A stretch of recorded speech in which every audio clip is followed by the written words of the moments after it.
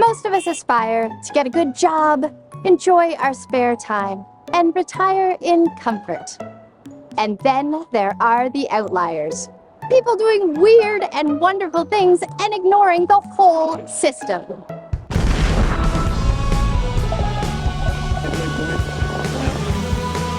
This series is about pursuing dreams against all odds and with great success. It's about why some people choose no ordinary life.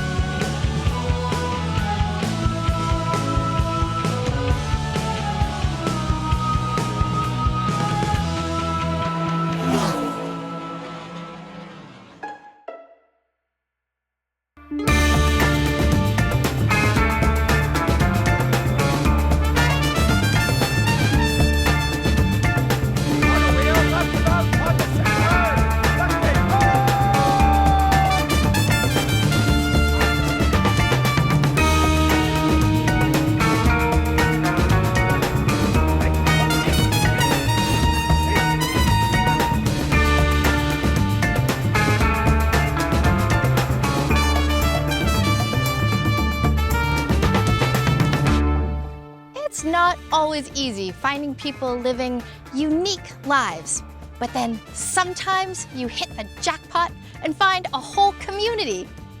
I am at the Halifax Citadel National Historic Site, where they have stepped back in time. Now, the people who work here play many different roles, and they are certainly leading no ordinary lives. Elise Blacker is just one of the many people who work at the Halifax Citadel. She helps tell the story of the past by actually living that life here at work. I represent a soldier's wife. Soldiers' wives in this period were hardworking. I mean, they traveled with these regiments wherever they went. In specific, the fort represents 1869 to 1871, and about 6 or 7% of enlisted men in this period were allowed to be married. So there were women and children traveling with them wherever they went. So a lot of the time you would see them doing laundry. It was a really big process to do this laundry, and they got paid quite well for it. Other soldiers' wives also worked as assistant tailors, assistant teachers, nurses. Occasionally a sergeant's wife could be a servant in an officer's house, or serving in a mess hall for the officers as well. For example, I'm wearing a slightly fancier dress, so most likely my husband would be making a little bit more money, which means that he would probably be a sergeant instead of a private or a corporal or something. And so I would probably have worked as a servant in an officer's house, or serving in mess halls, things like that.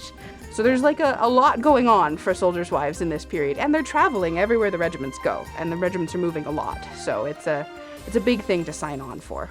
Definitely an interesting feeling to represent a soldier's wife and to kind of be a part of the living history elements of the program. Living history is a pretty specific way of doing and representing history for the public. I mean, you get to tell all kinds of people about history that's really important. I think especially, not to toot my own horn, but especially getting to talk about soldiers' wives and kind of the role of women in the British military in this period in the 1860s is really important, because most people who come into the fort are like, why are you here? What are you wearing? What are you doing? You know? And to be able to kind of extrapolate from that and get them to know about the presence of women in the military and all of their many, many jobs is, I think, a really important thing to be doing.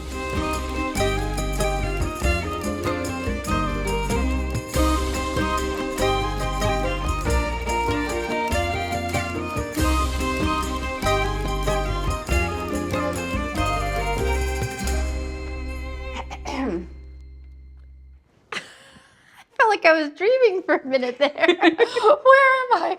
What time is this? You are in the barracks room. It's 1869. Wait, pinch me. Okay.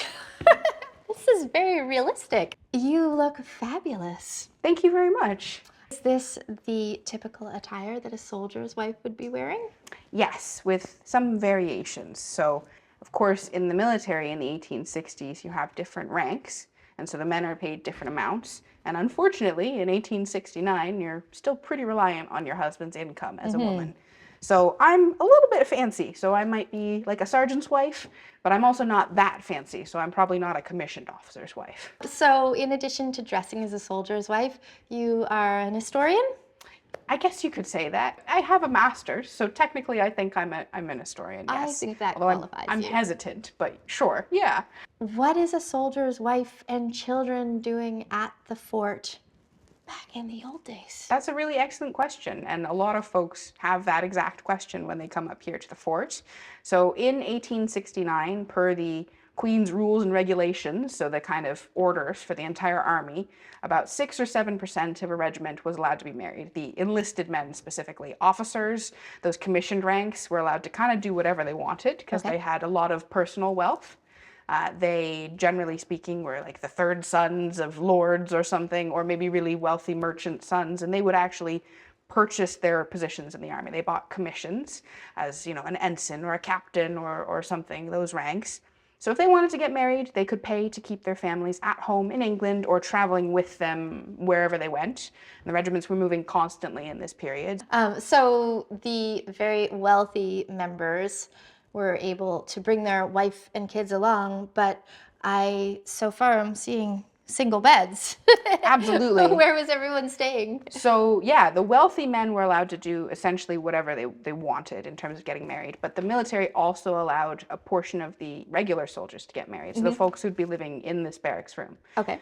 So prior to our period in 1869, there would have been twice as many beds in here. There's only 11 at the moment, so they'd have 1 corporal, 10 privates in here in the 1860s. But before that, they would have had, 20 some odd men in a room, and if any of them were married or had children, their families would stay with them in the single men's barracks, essentially. So you might get to shove 2 beds together in a corner and get kind of a sheet to give you some privacy. Oh, wow. That's a lifestyle. Okay. Very much so. And your kids would sleep under the bed. So these are not the wealthy men, right? They put the kids under the bed. They put the kids under the bed, yes. Yes. Tiny bunk beds. I mean, I imagine the babies maybe got to sleep with their parents, but certainly if you were a little too big, there's not a lot of room on these beds, as you have seen. Yeah, it's just big enough for me, but I'm trying to imagine a whole family. Right? Yeah.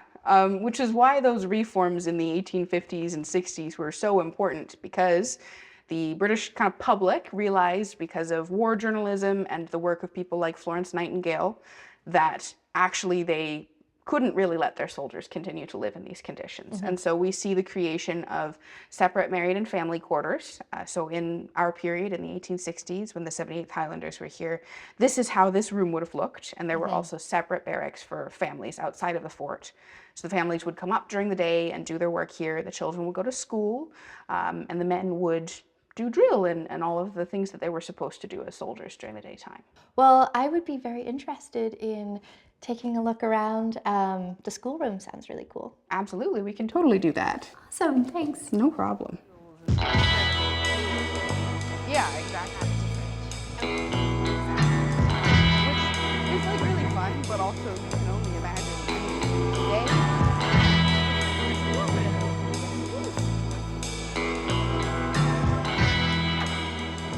How many kids does this fit?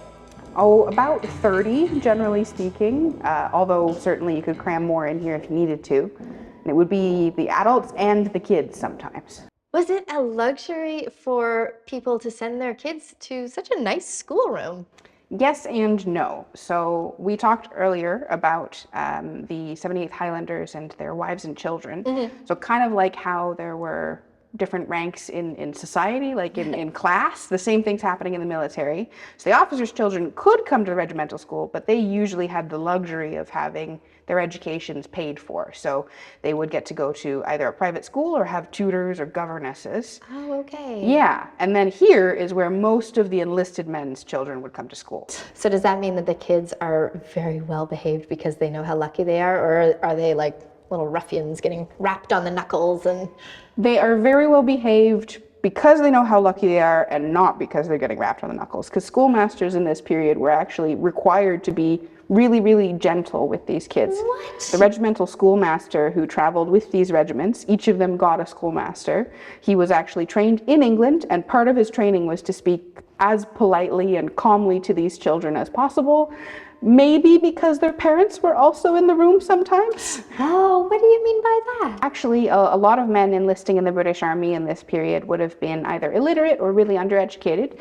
About 20% came to the Army and they were illiterate, which meant that, you know, with this being kind of a lower social class in the period, they had a lot of work to do to get these men up to speed with the rest of the regiments. Actually, a part of the education here is so that you can learn enough to pass written exams and move up in the ranks in the Army. So if you can pass your written exam to become a corporal, then you can get corporal pay and so on and so forth. So it's a pretty important part of the Army's sort of support system. And I hear a lot of guns firing off at all times. Constantly, yes. Is that something that they ever let the girls learn about? Unfortunately, no, not so much. I'm trying to convince them to let me fire one in my dress, but I've been told that it's not appropriate for the period, which is true. Certainly, we do have records of women who would hide their gender and join the Army. Generally speaking, these records mean that they were found out. So if someone were, say, to go and put on a soldier's uniform, they might be allowed to fire a gun? Yes, I think so. I think you would be allowed to fire a gun if you were wearing the right uniform.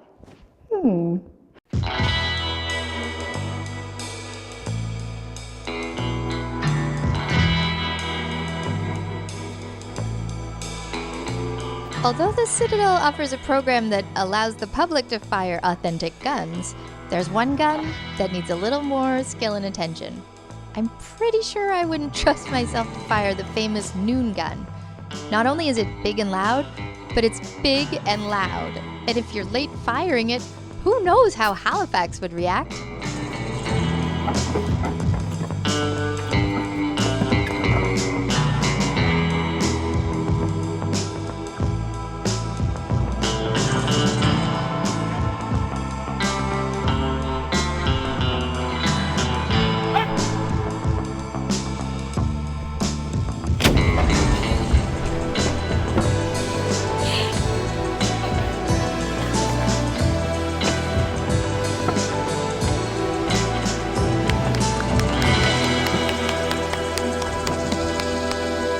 Well, that was exciting. Yes, So that's your job. that is my job. How many times a day do you get to fire off that gun? This gun we fire once a day, every day at 12 o'clock or as close as we can to get there.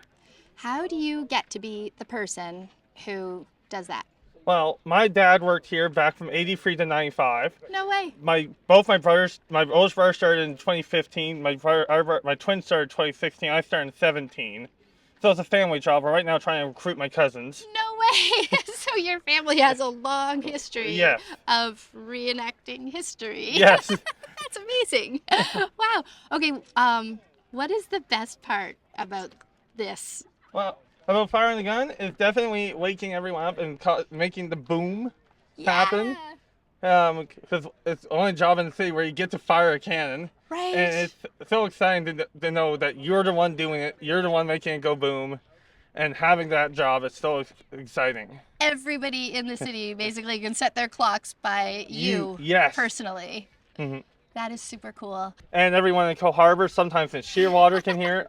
I live all the way out of Cole Harbor, and on a good day I can hear it. Oh my gosh. Are you like a celebrity when you tell people what you do?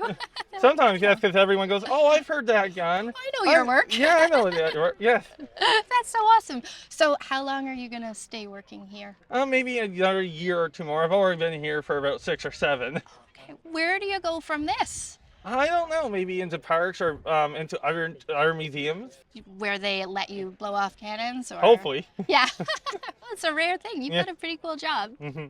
Well, nice to meet you. Nice to meet you, Zoe. I bet you're on the clock, my imaginary watch.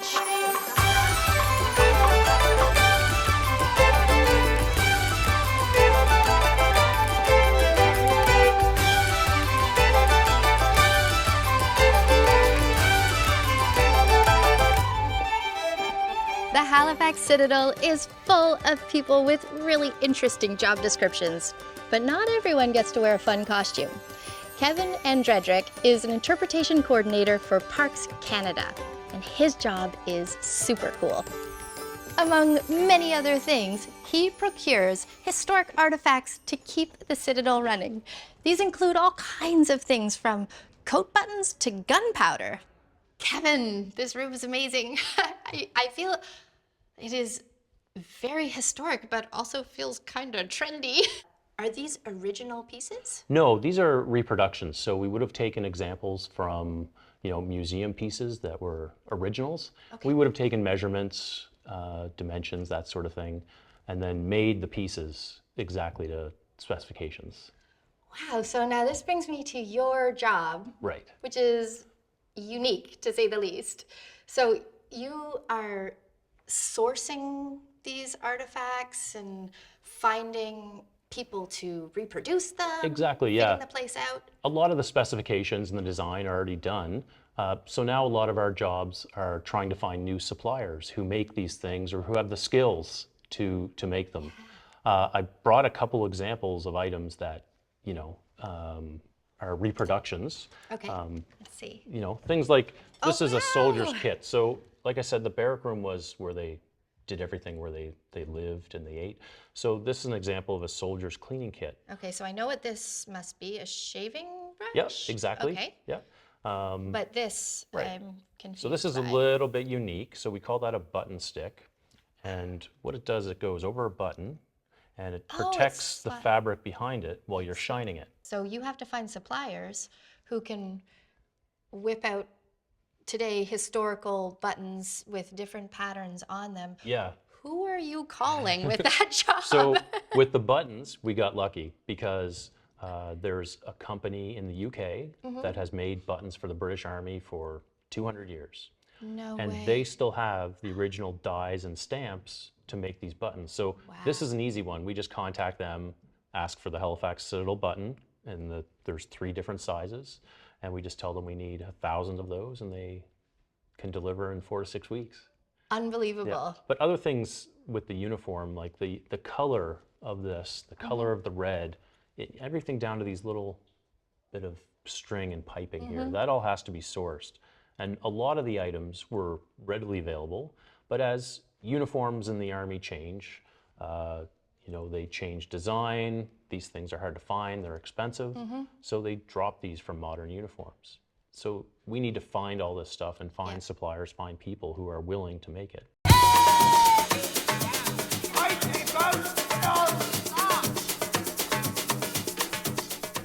Like me, if you're thinking, well, this looks fun.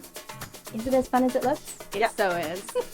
Well, guess what? You can join in the fun too. The Halifax Citadel offers a Soldier for a Day program, and I am ready to find out what that's all about.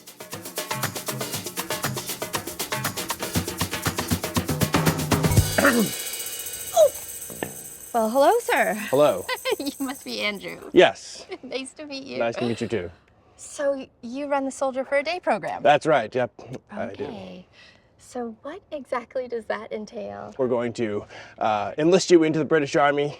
I'll sign you up, give you a shilling, representing your first day's pay, and then we will teach you some drill, teach you how to march around like they did in the 19th century, and then we will fire one of the rifles that we have. How did you get this job? Knew somebody who worked here that thought it might be a good fit for me, so I decided to apply. Then there's an interview and a floor trial and that sort of thing, and I was selected and did the training process, and here I am. If you don't mind my saying so, you definitely look the part. Thank you. Very commanding. And what is your title? I'm a sergeant, 78th Highlanders. Sergeant 78 Highlanders. So is this the last time that we'll speak as civilian and Andrew? Absolutely. Really? Yeah, I'll be Sergeant Crawley from now on. Okay. Okay. Let's do it. Follow me. Yes, sir. Okay, it looks like I qualify. Excellent. So I'll need your name and I'll need your description. Name. And is there anything I should know before I sign up for this? You'll learn on all later. Just don't worry about it too much. Okay, I'm trusting you.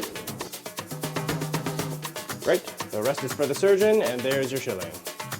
Wow, a real 1 shilling replica. All right, let's go.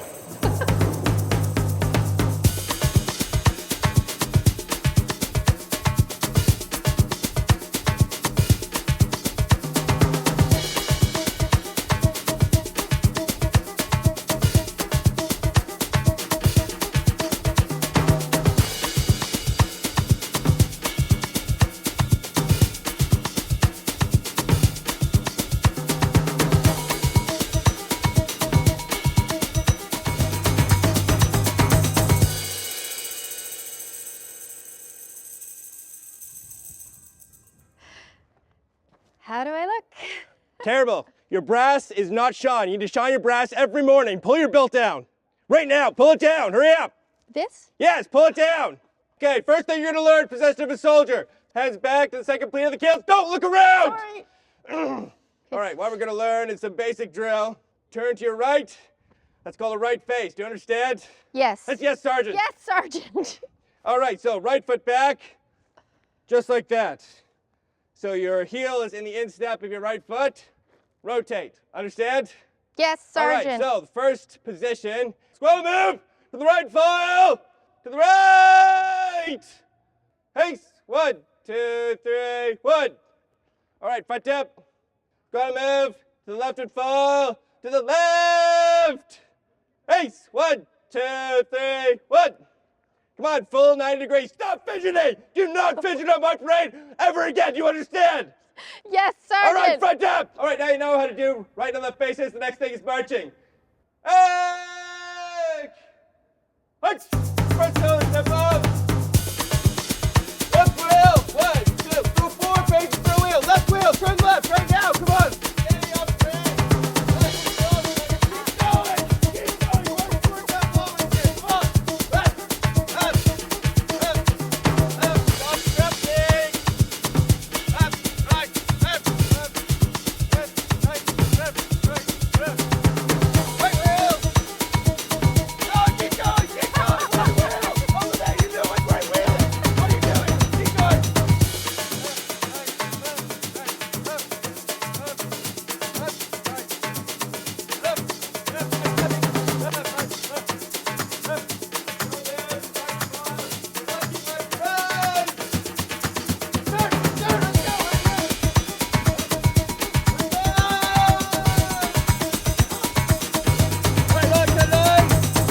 Okay, that was your first day. Same time tomorrow. Steady up, staring straight ahead. Yeah! Slice, 2, 3. Step up. Go, come on, go, go, go. That's Get it. out of here. People pay for this. I have been marching all around this fortress, and now I hear I'm going to get to do something kind of different. So you're actually going to be able to learn how to fire the Snider Enfield rifle. Whoa. So these rifles here are all original. So this one here is from 1871. So these rifles were the first breech loading rifles that were actually issued to the British military. Wow, this is the real deal. Yes. Yeah. Oh my goodness, can I feel it? Of course. Whoa, and that's heavy. It is quite heavy. And that's yeah. almost as tall as you. Say we're pointing it at the wall. We're shooting at a stone wall. So they're just blanks. So you're not actually Okay. firing any projectiles. So you don't have to Okay, worry. very good. Yeah. Just wanted to check. Of course. All right, let's do it. All right, This so- is weird. It's Yes. like a working artifact. Yeah. It's quite a sensation holding it. Yeah. Right. So you're going to pull it back to hear one click. Okay. Shake this off. You're going to press the button. Okay. Open up the breech. Here's the round. You're going to take it. Haha. You're going to slide it in at an angle. At an angle. Yep. Like right over, just over the lip Yes, of that a little there bit. you go. Perfect. So you want to push it all the way to the end there. Oh, I see. Okay. And then you're going to close up the breech. Mhm. You're going to pull it back another click. And then you're going to bring it up to your shoulder.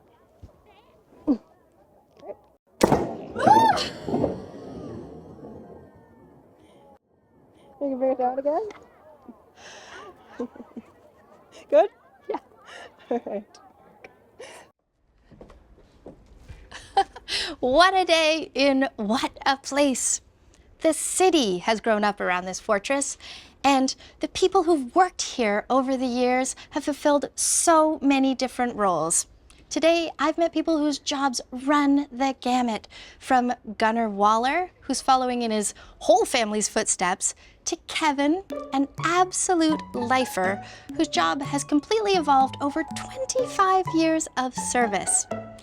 The one thing that seems to hold true for everybody, this place gets under your skin. I wonder what the next century will hold.